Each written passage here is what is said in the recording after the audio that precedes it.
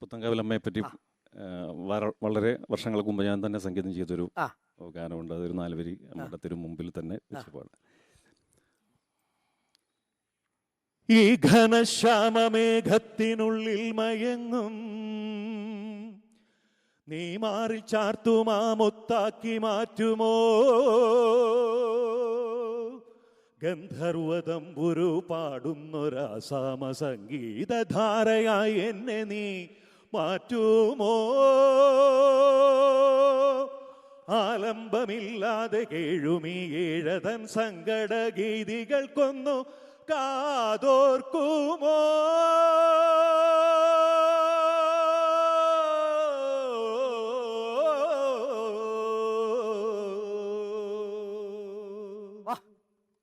ഗംഭീരം അല്ലേ?